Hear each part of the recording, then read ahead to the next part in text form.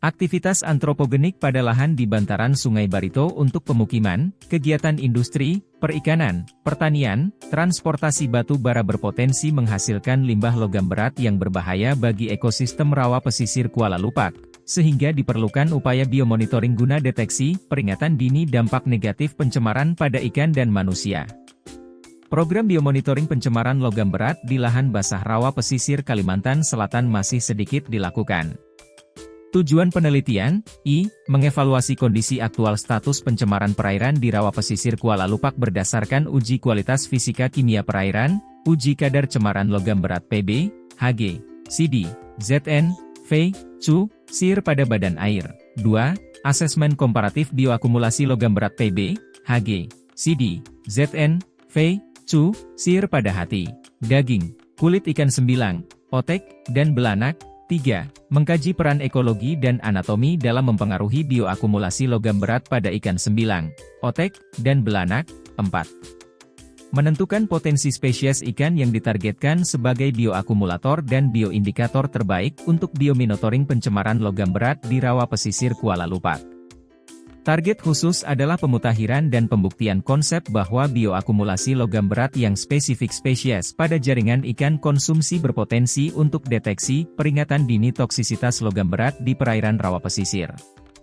Bioakumulasi dan translokasi internal di berbagai organ ikan diduga spesifik spesies sehingga berpotensi sebagai bioakumulator logam berat guna evaluasi keamanan pangan masyarakat pesisir.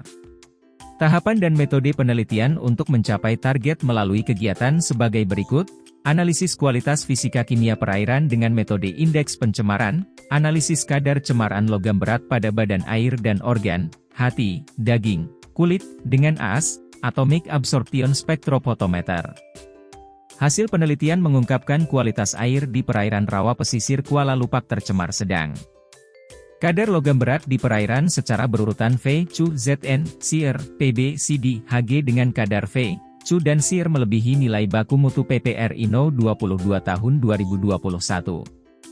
Kadar logam berat pada jaringan dan jenis ikan secara berurutan sebagai berikut: V, Zn, Cu, SIR, Pb, Cd, Hg. Kadar logam berat V, Cu dan SIR pada 3 jaringan, hati, kulit, otot, dari 3 jenis ikan yang diuji, belanak, otek, sembilang, melebihi nilai baku mutu tentang batas maksimum logam berat pada ikan yang diperbolehkan untuk konsumsi. Jaringan hati pada 3 jenis ikan yang diuji mengandung rata kadar logam berat tertinggi. Urutan jaringan yang mengakumulasi logam berat pada semua jenis ikan adalah hati, kulit, otot, daging.